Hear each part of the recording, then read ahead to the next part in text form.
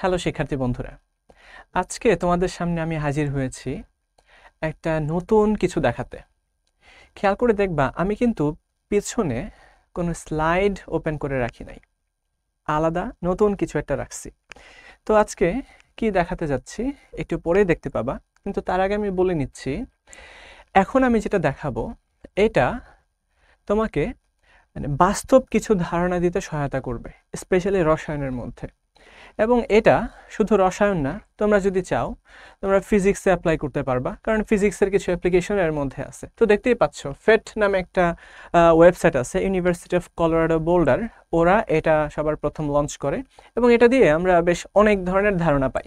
যেমন দেখো, আজকে আমি যেটা করব, আমি এটা আগে থেকেই চালাই এবং আমি থ্রি ডাইমেনশনাল একটা যৌগ থ্রি ডাইমেনশনালি বা ত্রিমাত্রিকভাবে দেখতে কেমন, এটা বোঝার জন্য আমি মেইনলি এই ওয়েবসাইটটা ব্যবহার করতাম।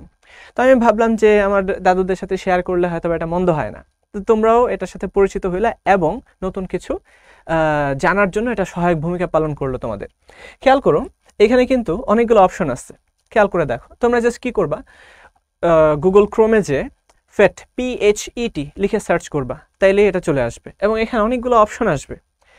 তোমরা ফেট কেমিস্ট্রি লিখে যদি সার্চ করো, তাইলে দেখবা যে এরকম অনেকগুলো অপশন আসতেছে। প্রথমত, বিল্ড এ মলিকিউল, তুমি অ্যাটম ব্যবহার করে এটা মলিকিউল বিল্ড করতে পারবা। Build an atom. আচ্ছা, আমি যদি শুরুতে এটাই দেখাই, খেয়াল করো, আমরা ইলেকট্রন প্রোটন দিয়ে একটা অ্যাটমকে বিল্ড করব। ঠিক আছে, তো দেখি তো এটা আসে কিনা। সবাই দেখো, কত জোস একটা জিনিস। খেয়াল করো, এই তো একটা ইন্টারফেস সামনে আসলো, আমরা ক্লিক করলাম। ক্লিক করলে এই যে সিমুলেশন দেখাচ্ছে, আমরা কি করতে চাচ্ছি, একটা অ্যাটম বিল্ড করতে চাচ্ছি, একটা অ্যাটম বানাতে চাচ্ছি। অথবা চাইলে কিন্তু আমরা এই সিম্বল দেখতে পারবো যে যদি প্রোটন সংখ্যা এত থাকে, তার সিম্বল কত হবে বা সিম্বল কি হবে। তারপর আমরা চাইলে কিন্তু গেমও খেলতে পারবো। ঠিক আছে, অর্থাৎ এমন কিছু গেম যেটা তুমি মজা পাবা, লিটারেলি মজা পাবা এর মধ্যে, কারণ তোমাকে কিছু গোল দেওয়া থাকবে, গোলগুলো সেট করার জন্য বলা হবে। তো গোল সেট করা মানেই কিন্তু এখানে একটা রোমাঞ্চকর কিছু, ছোটোখাটো, অত বেশি রোমাঞ্চ না হইলেও কিছু একটা জিনিস, ভালো একটা পাবা, ফিল পাবা। তো যাই হোক, আমরা সেদিকে না যেয়ে শুরুতে একটা অ্যাটম বিল্ড করি। দেখো, অ্যাটম বিল্ড করার জন্য কি কি র ম্যাটেরিয়ালস বা কাঁচামাল লাগে, প্রথমেই খেয়াল করো। একটা অ্যাটম তৈরি হওয়ার জন্য এই প্রোটনের প্রয়োজন আছে। তো এখানে কিছু কাঁচামাল তোমাকে বাটিতে করে দেওয়া আছে। তো আছে প্রোটন, তারপর আছে নিউট্রন, যেটা নিউক্লিয়াসের মধ্যে থাকে। তো গেস করতেই পারতেছো, বুঝতেই পারতেছো তোমরা, আমি যখন এই প্রোটনটাকে টান দিব, এটা কিন্তু নিউক্লিয়াসে যেয়ে থেমে যাবে। এবং সাথে সাথে খেয়াল করো, অলরেডি আমাদের এই ফেট সিমুলেশন বলে দিচ্ছে কি, এটা একটা হাইড্রোজেন অ্যাটম, কিন্তু এটা কমপ্লিটলি অ্যাটম হয় নাই। কেন অ্যাটম হয় নাই? কারণ দেখো, এর মধ্যে একটা প্লাস চার্জ চলে আসছে। কেন প্লাস চার্জ? আমি কেন নেগেটিভ চার্জ এখানে দিই নাই, শুধু একটা পজিটিভ চার্জ প্রোটন দিলাম। আচ্ছা, আমি এখানে কিন্তু অনেক কিছু চেক করতে পারবো যে আমি যেটা বানাইছি এটা কি স্টেবল নাকি আনস্টেবল। অলরেডি দেখা যাচ্ছে এই প্রোটনটা স্টেবল, অর্থাৎ এটা কিন্তু এমন না যে প্রোটন মানে স্বভাবতই ভেঙে যাবে। তুমি একটা প্রোটন তৈরি করলে, যেমন অ্যাসিড থেকে প্রোটন তৈরি হয়, প্রোটন কিন্তু ভেঙে যায় না। তো এটা স্টেবল, স্টেবিলিটি তুমি চেক করতে পারলা। আচ্ছা, খেয়াল করো, আমি যদি এর মধ্যে একটা ইলেকট্রন দেই, বুঝতেই পারতেছো ইলেকট্রনটা কই যাবে। আমি যদি এটাকে বাইরে টান দিয়েও আনি, এটা কিন্তু বাইরে থাকবে না, এটা কই যাবে, এটা যাবে হচ্ছে 1 নাম্বার কক্ষপথে। কারণ আগে কম শক্তির কক্ষপথ ফুলফিল করেই তো বেশি কক্ষপথে যাবে। তো খেয়াল করো, 1 নাম্বার কক্ষপথে ইলেকট্রনটা যেয়ে বসে গেছে। এই তো আমরা একটা অ্যাটম পেয়ে গেছি। এই যে খেয়াল করো, একটা অ্যাটম পেয়ে গেছি, এটা নিউট্রাল অ্যাটম, একটা প্রোটন আছে, একটা ইলেকট্রন আছে। আচ্ছা, তারপরে খেয়াল করো, আমি যদি এর মধ্যে একটা নিউট্রনকে যোগ করি, এটা কিন্তু হাইড্রোজেনই রয়ে গেছে, কিন্তু। তো এই হাইড্রোজেনটার মধ্যে একটা নিউট্রন এসে যুক্ত হয়েছে, দ্যাট মিনস এটা একটা আইসোটোপ। ভর চেঞ্জ হয়ে গেছে, কিন্তু হাইড্রোজেনটা হাইড্রোজেনই আছে, এটা একটা আইসোটোপ। আচ্ছা, তারপর আমরা আরেকটা নিউট্রন দিই, এখন পর্যন্ত দেখো এটা কিন্তু স্টেবল আছে। আমরা যে এটা বানাইছি এটা কিন্তু এখন পর্যন্ত স্টেবল। আমি যদি আরেকটা নিউট্রন দিয়ে দিই, এই তো আনস্টেবল হয়ে গেছে। এই প্রকৃতিতে এই ট্রিটিয়ামের যে কি বলে এটাকে, অ্যাবান্ডেন্স খুবই কম, কারণ এটা তৈরি হওয়ার সাথে সাথেই ভেঙে যায়।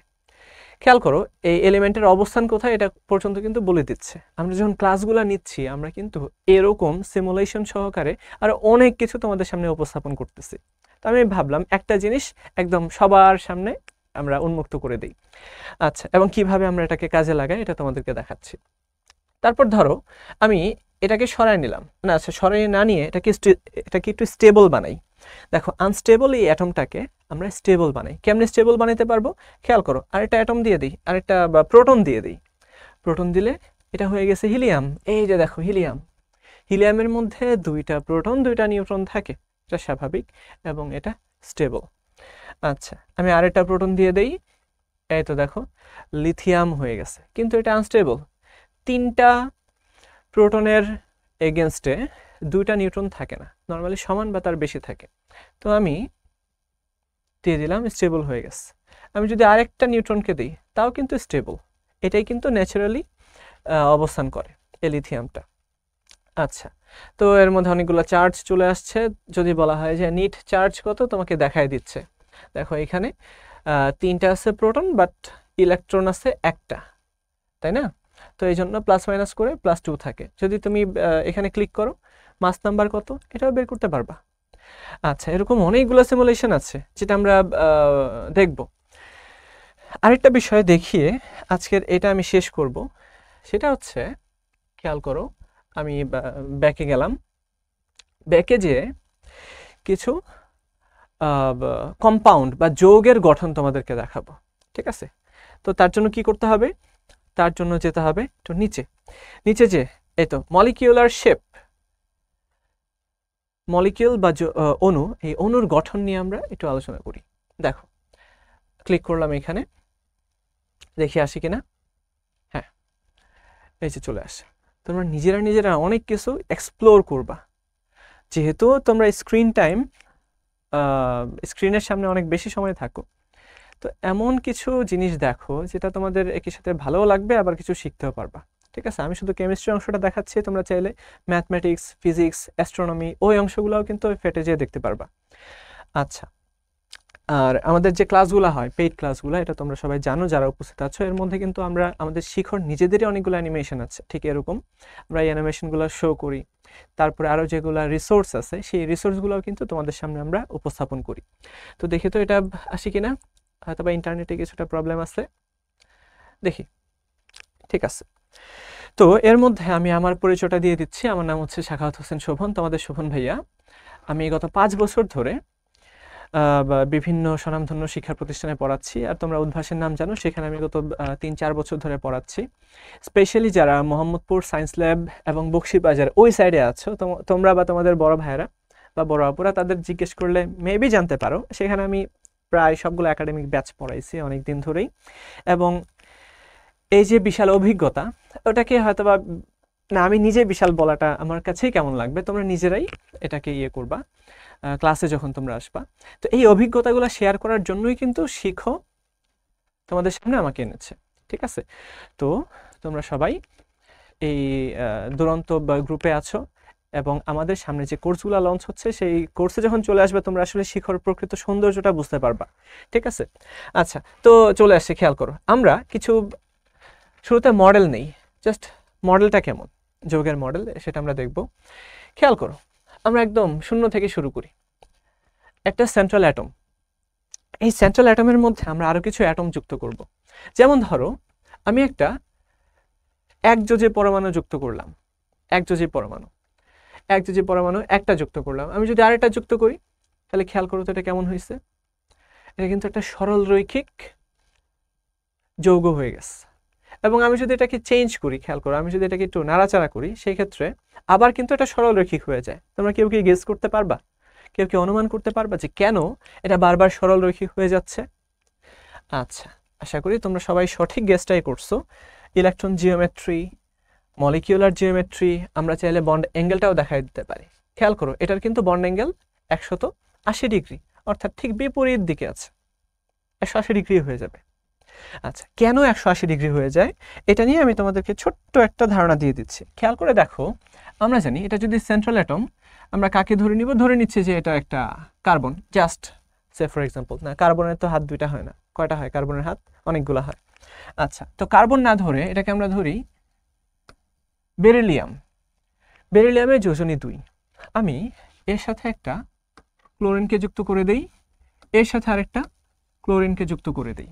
খেয়াল করো, আমরা জানি এই বন্ড মানেই হচ্ছে ইলেকট্রন ডেন্সিটি, ঠিক আছে, জাস্ট ইলেকট্রন। এর মধ্যে অনেকগুলো ইলেকট্রন আছে এই জায়গাটাতে, অনেক অনেক অনেক অনেক ইলেকট্রন আছে এই জায়গাটায়। অর্থাৎ দুটা নিউক্লিয়াসের মাঝখানে ইলেকট্রনগুলো অবস্থান করে এটা দুটা নিউক্লিয়াসকে একসাথে কাছাকাছি নিয়ে আসে।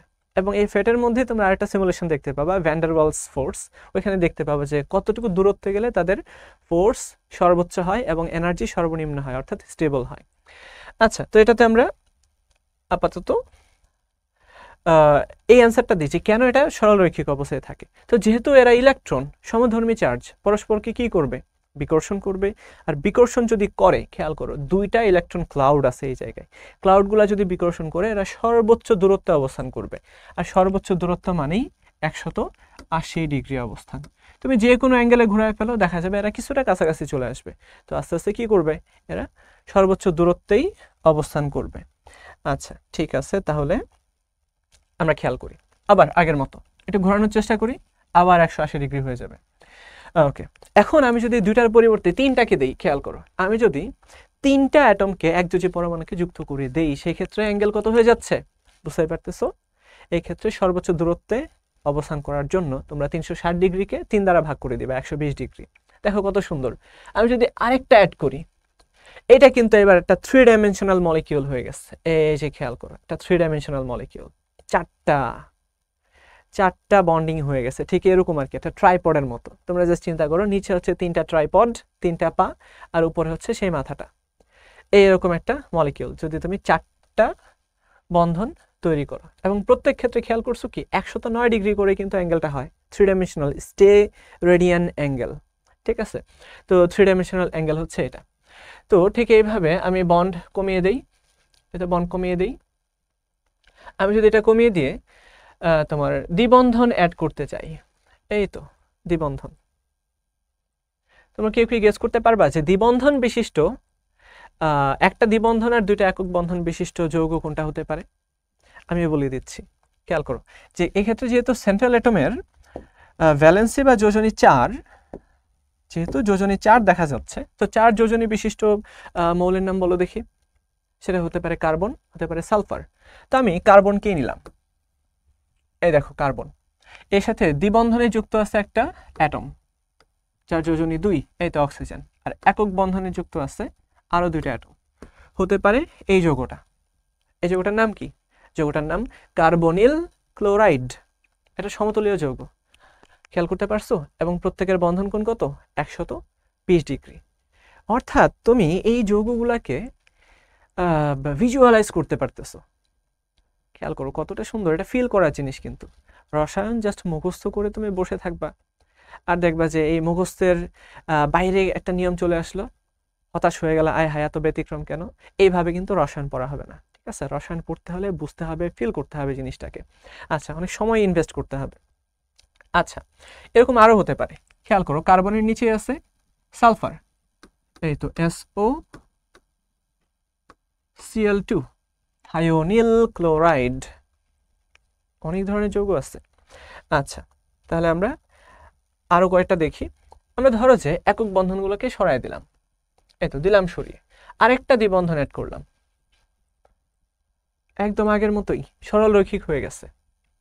তার মানে দুইটা একক বন্ধন থাকলেও সরল রৈখিক, দুটো দ্বিবন্ধন থাকলেও সরল রৈখিক। এটা কেমন হয়ে গেছে?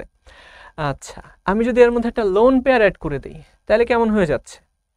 দেখো কত শত প্রশ্নের উত্তর আমরা পাবো। এই প্রত্যেকটা কিন্তু এক একটা যৌগের মডেল, ঠিক আছে? মডেলগুলো দেখে আমরা বুঝতে পারবো যে আসলে যৌগটা কিভাবে বিহেভ করে, যৌগের স্ট্রাকচার কেমন। সে যখন বিক্রিয়া করতে যাবে, সে কার দ্বারা বিক্রিয়া করবে, সে কি বন্ধনগুলো ভাঙবে নাকি লোন পেয়ারকে ভাঙবে, বা লোন পেয়ারকে ব্যবহার করে বিক্রিয়া করবে, নানান ধরনের কথা। এবং এটা নিয়ে কথা বললে কিন্তু একদম 24 ঘন্টাও কথা বলা যাবে। তো এই লেকচারটা বা এই ইয়েটা আমরা না বাড়িয়ে তোমাদের সবাইকে আমন্ত্রণ জানাচ্ছি আমাদের এই শিখতে। তাহলে সবাই আমরা শিখব এবং জিতব, এবং আমাদের এই অর্জিত যে নলেজ, যে জ্ঞান, এটাকে আমরা চারপাশে ছড়িয়ে দিব। সবাই ভালো থাকো, সুস্থ থাকো। আল্লাহ হাফেজ।